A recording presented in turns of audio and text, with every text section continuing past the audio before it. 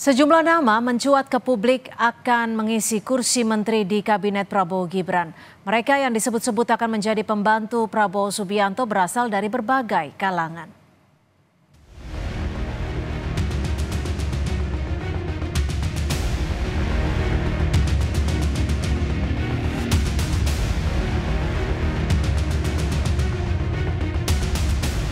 Menjelang pelantikan Prabowo Subianto sebagai Presiden RI pada 20 Oktober 2024 mendatang, siapa saja yang akan mengisi kursi menteri nampaknya masih menjadi sorotan banyak pihak. Sejumlah nama sempat mencuat, namun belum diketahui pasti siapa yang akan dipilih Prabowo untuk membantunya di kabinet yang baru. Yang santer didengar akan menjadi salah satu Menko pada kabinet Prabowo Gibran, yakni Ketua Umum Partai Demokrat Agus Harimurti Yudhoyono. Menanggapi isu yang beredar, AHY bilang itu adalah hak Presiden terpilih Prabowo Subianto. Dirinya yakin Prabowo akan menempatkan orang-orang yang tepat sesuai dengan kapasitasnya untuk menuntaskan visi misi Presiden terpilih selama 5 tahun ke depan. Kami tentu memiliki keyakinan bahwa beliau juga akan menempatkan orang-orang pada posisi yang tepat sesuai dengan kapasitas dan juga bisa membantu beliau mencapai target-target pemerintahan 5 tahun ke depan sehingga visi misi beliau bisa tercapai dengan baik. Terkait nama yang beredar, juru bicara Prabowo Subianto Daniel Anzar Simanjuntak menyatakan, saat ini Prabowo Subianto telah melakukan profiling terhadap nama-nama di kalangan Kabinet Indonesia Maju serta sejumlah nama yang diajukan oleh partai koalisi. Namun nantinya yang akan dipilih adalah mereka yang mampu mengakselerasi dan melaksanakan program Prabowo sebagai presiden. Prabowo di kabinet nanti adalah orang-orang yang mampu mengakselerasi dan menerjemahkan serta melaksanakan program serta visi misi Pak Prabowo sebagai presiden dan memenuhi semua janji politik Pak Prabowo ketika berkampanye pada periode yang lalu. Pak Prabowo sudah melakukan profiling terutama di kalangan internal kabinet pada hari ini. Juga profiling tentu terkait dengan nama-nama yang diajukan oleh partai politik koalisi. Jumlah kementerian serta nama-nama menteri di Kabinet Prabowo Subianto rencananya akan diumumkan 1 hari setelah Prabowo dilantik sebagai presiden yang ke-8. Direktur Eksekutif Trias Politika Strategis Agung Baskoro bilang dibutuhkan banyak perhitungan dan matriks yang luas untuk menentukan seorang menteri dalam kabinet pemerintahan. Matriksnya itu ada banyak, Mas. Apakah dia mewakili ormas, apakah dia mewakili kepentingan, apakah dia mewakili suku, agama, ras. Jadi tidak hanya ansih dia profesional kemudian itu selesai, tidak. Oke. Kabinet itu melibatkan banyak matriks elektoral, matriks teknokratik, politik yang Sejumlah nama mencuat sebagai bakal menteri dalam kabinet pemerintahan Prabowo Gibran. Di antaranya Menteri Keuangan Budi Gunadi Sadikin, Menteri Perindustrian Agus Gumiwang, Menteri Agama Jazilul Fawait, dan Menteri Komunikasi dan Informatika Mutia Hafid. Namun demikian, belum dapat dikonfirmasi apakah nama-nama ini benar akan menduduki kursi menteri di kabinet Prabowo Gibran. Tim Liputan, Kompas TV.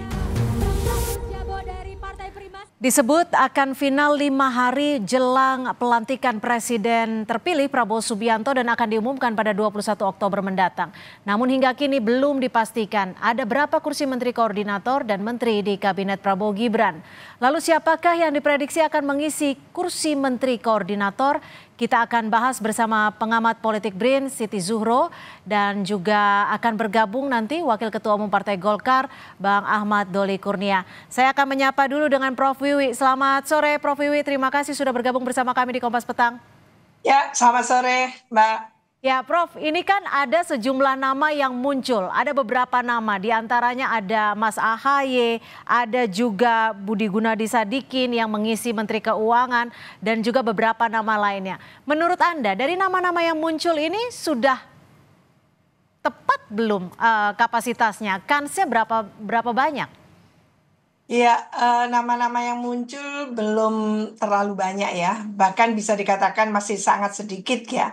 Jadi kita belum tahu secara keseluruhan, mungkin yang disebut ini masih tidak sampai 5% kan, katakan seperti itu. Sehingga dengan zakon kabinet yang ingin ya diwujudkan oleh Pak Prabowo ini kan paling kurang zakon kabinet yang merepresentasikan baik itu keahlian nantinya, profesionalitasnya, loyalitasnya, integritasnya, dan juga perwakilan dari partai politik gitu ya, ormas, perwakilan dari berbagai tentunya ya elemen-elemen yang ada di negara kita ini, komunitas-komunitas dan mungkin ormas dan sebagainya. Jadi banyak pertimbangan yang akan dilakukan oleh Pak Prabowo karena ini betul-betul berkaitan langsung dengan fokus Pak Prabowo untuk membawa Indonesia itu menyongsong 2045.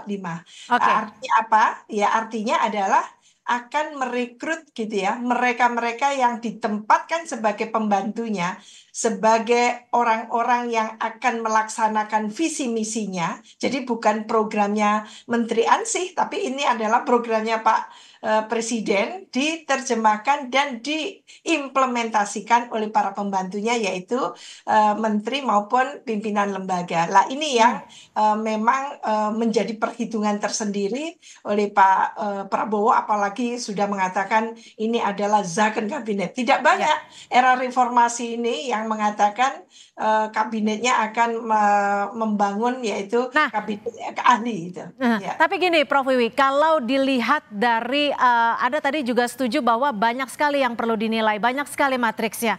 Tapi kalau dilihat dari perhitungannya akan seperti apa sih? Karena kita tahu kabinetnya kan, komposisi partainya kan besar sekali. Tapi juga ingin kabinetnya zakon diisi oleh para profesionalitas. Nanti yang menonjol akan seperti apa penghitungan dari Pak Prabowo nanti?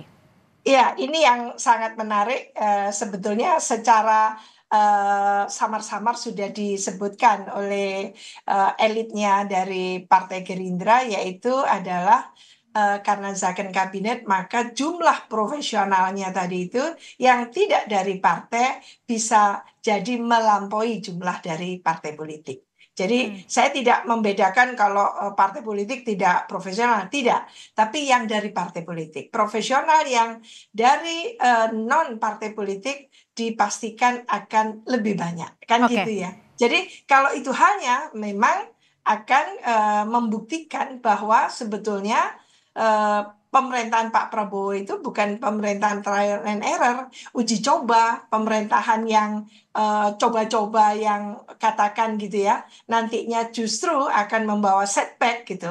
Apalagi 1 tahun 2 tahun pertama itu betul-betul memastikan bahwa ini bukan kabinet yang bongkar pasang kan gitu ya. Jadi kabinet yang diperhitungkan sejak awal sekarang ini, katakan sudah sekarang ini tanggal 30 ya, 30 September, maka hanya kurang dari kurang berapa hari ini?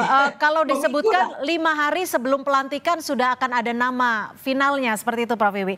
Prof Wiwi, tapi ini kan ada nama-nama yang beredar di sejumlah informasi. Ada Menko Infrastruktur Mas Ahaye, ada juga Menko Hukum dan HAM Pak Yusril Iza Mahendra, dan juga Menko Perekonomian yang akan kembali dijabat oleh Erlangga Hartarto. Dari ketiga nama ini, kapasitasnya menurut Anda seperti apa? Iya, dari Menko sendiri menurut saya Menko itu apa sih tugasnya? Menko itu, ini yang harus dipahamkan ke masyarakat ya. Menko itu apa bedanya dengan menteri itu sendiri?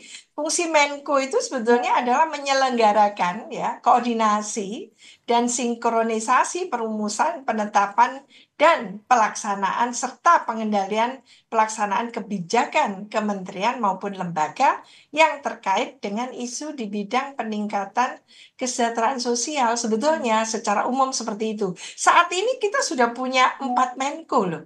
Jadi ada Menko Ekonomi, Menko Polhukam, Menko PMK, Menko Bidang Kemaritiman dan Investasi. Kita masih akan tambah Menko apa lagi? Sebetulnya yang bekerja itu menteri loh. Koordinator itu mengkoordinasi. Ya, tapi artinya tanggung jawabnya akan lebih besar dong ya Prof Wiwi? Tapi yang punya otoritas itu menteri langsung biasanya. Menteri itu yang mengeksekusi program itu. Jadi menurut saya apa alasan memperbanyak Menko gitu kan? Sementara sebetulnya loh saya ini cuma Menko, kan sering kita mendengarkan itu ya.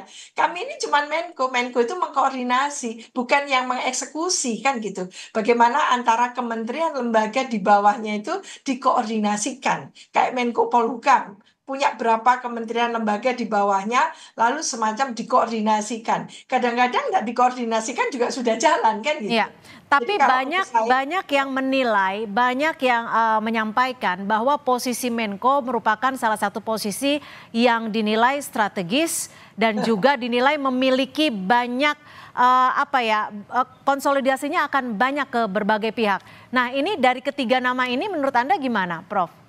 Iya, tadi disebutkan adalah ada Mas AHY, ada Pak Yusril Iza Mahendra, terus satunya lagi siapa tadi Mbak?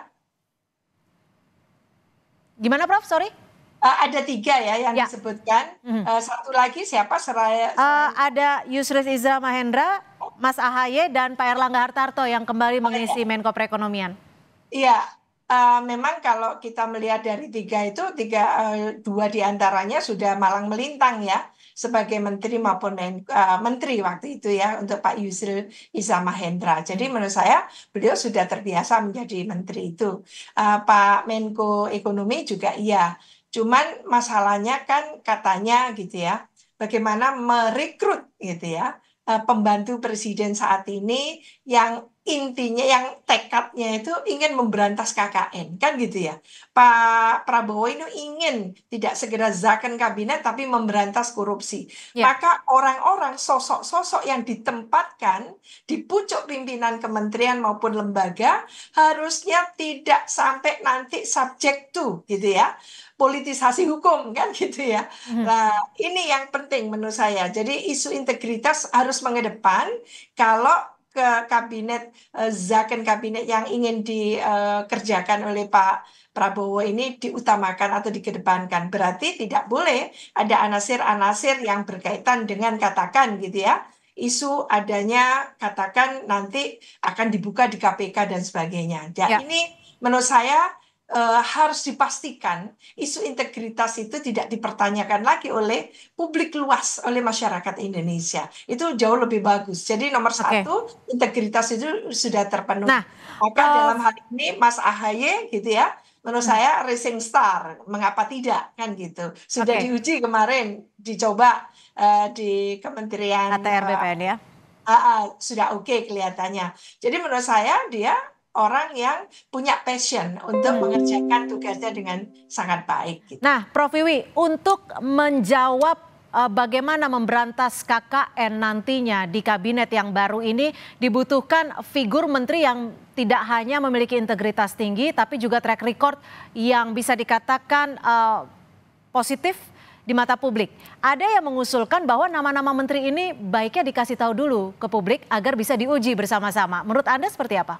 Saya setuju sekali karena bagaimanapun juga presiden ini dipilih oleh rakyat langsung. Dari rakyat, oleh rakyat, untuk rakyat. Maka rakyat dipayungi oleh Undang-Undang KIP, keterbukaan informasi publik, pastinya dia juga punya gitu ya, satu hak untuk mengakses informasi itu, mendapatkan informasi itu. Artinya apa? Ini harus diyakinkan masyarakat itu well informed, mendapatkan informasi yang memadai tentang bagaimana bangunan dari kabinet yang akan katakan nanti bekerja untuk 5 tahun ke depan. Jadi menurut saya inilah pembelajaran keterbukaan gitu ya, sekaligus public accountability dari Pak Prabowo sebagai presiden terpilih dalam hal ini menyampaikan kepada masyarakat bahwa tidak ada dusta di situ, bahwa memang presiden dalam hal ini betul-betul ingin gitu ya membangun zakon kabinet yang dihuni oleh para ahli-ahlinya, profesionalnya yang memiliki integritas, memiliki kompetensi dan memiliki leadership di situ. Sehingga kementerian nanti yang di mana orang-orang direkrut baik dari partai maupun non-partai, dari semua perwakilan yang ada, itu betul-betul membuat masyarakat itu menaruh trust. Saat ini trust kepada publik, pada pemerintah itu sangat kurang, Mbak. Itu masalahnya. Jadi mungkin inilah momen ya Presiden pertama kali meyakinkan kepada publik dengan memberikan informasi yang sangat terang benderang kepada tentu gitu ya warga negara. Untuk kembali mengambil kepercayaan publik. Terima kasih Prof. Siti Zuhro, pengamat politik dari BRIN, sudah memberikan perspektifnya di Kompas Petang hari ini. Selamat sore, Prof.